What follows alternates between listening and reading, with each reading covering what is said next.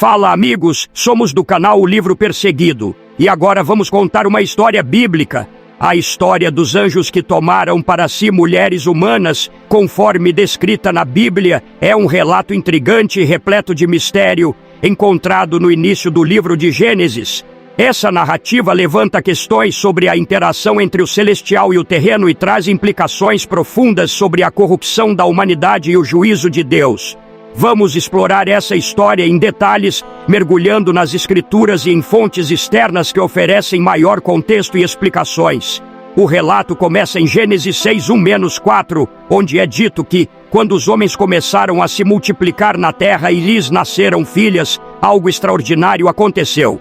O texto registra: e aconteceu que, como os homens começaram a multiplicar-se sobre a face da terra e lhes nasceram filhas, viram os filhos de Deus que as filhas dos homens eram formosas, e tomaram para si mulheres de todas as que escolheram.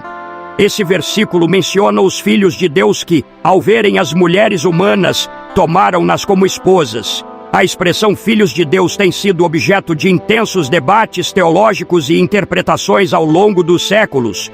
Muitos estudiosos acreditam que essa expressão refere-se a seres angelicais, ou seja, anjos que desobedeceram à ordem divina e se envolveram com a humanidade de maneira indevida. Essas uniões, segundo o versículo 4, resultaram no nascimento dos Nefilim, ou gigantes, que se tornaram os valentes da antiguidade, homens de renome. Esses seres, de acordo com as escrituras e tradições antigas, não eram humanos comuns. Eles possuíam características físicas e espirituais extraordinárias, sendo descritos como seres de enorme estatura, força descomunal e fama. A presença deles na Terra marcou um período de grande corrupção e violência.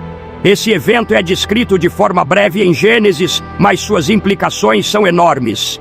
A união entre os filhos de Deus e as filhas dos homens é considerada uma transgressão direta contra a ordem estabelecida por Deus. Esses anjos, que eram seres celestiais criados para servir e obedecer a Deus, abandonaram sua posição original, conforme sugerido em Judas 1:6, que diz: e os anjos que não guardaram o seu principado, mas deixaram a sua própria habitação, ele os reservou em prisões eternas, na escuridão, até o juízo do grande dia.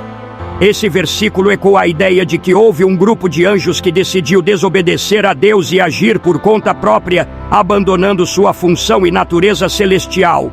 A história dos Nefilim é também mencionada em outros textos da tradição judaica, especialmente no livro de Enoque, um texto apócrifo que oferece detalhes adicionais sobre esses eventos. De acordo com o livro de Enoque, um grupo de anjos chamados de vigilantes ou sentinelas desceu à terra com o propósito específico de tomar mulheres humanas como esposas. Esses anjos, liderados por um chefe chamado Senjasa, fizeram um pacto entre si para garantir que todos participariam desse ato de rebelião. Eles temiam que, se apenas alguns agissem, seriam os únicos a sofrer as consequências. Senjasa teria dito: jurem todos comigo e sejamos todos unidos por este juramento, para que não abandonemos este plano, mas o executemos. Esse pacto entre os anjos selou sua decisão de desobedecer a Deus, e eles prosseguiram para se envolver com as mulheres humanas. No livro de Enoque, aprendemos que esses anjos também ensinaram conhecimentos proibidos à humanidade, como a fabricação de armas, magia, astrologia, o uso de cosméticos e outras práticas que corromperam ainda mais a criação de Deus. Esses ensinamentos levaram à expansão do pecado e da maldade entre os homens, contribuindo para a decadência moral e espiritual da humanidade. O texto descreve que os Nefilim, filhos dessas uniões, eram gigantes que trouxeram destruição à terra. Eles consumiam os recursos dos homens e, eventualmente, começaram a devorar as próprias pessoas, trazendo caos e terror ao mundo. Voltando à narrativa bíblica em Gênesis, vemos que a presença dos Nefilim e a corrupção causada por essas uniões desordenadas foram fatores que levaram Deus a decretar o dilúvio. Gênesis 6:5-7 diz: e viu o Senhor que a maldade do homem se multiplicara sobre a terra e que toda a imaginação dos pensamentos de seu coração era só má continuamente. Então arrependeu-se o Senhor de haver feito o homem sobre a terra e pesou-lhe em seu coração. E disse o Senhor: destruirei de sobre a face da terra o homem que criei, desde o homem até o animal, até o réptil e até as aves dos céus, porque me arrependo de os haver feito. Deus viu que a corrupção havia atingido um ponto sem retorno. Os atos dos anjos caídos e dos nefilim tinham contribuído para a perversidade generalizada da humanidade e o julgamento divino foi decidido. Contudo, no meio de toda essa maldade, havia um homem justo, Noé, que encontrou graça aos olhos de Deus.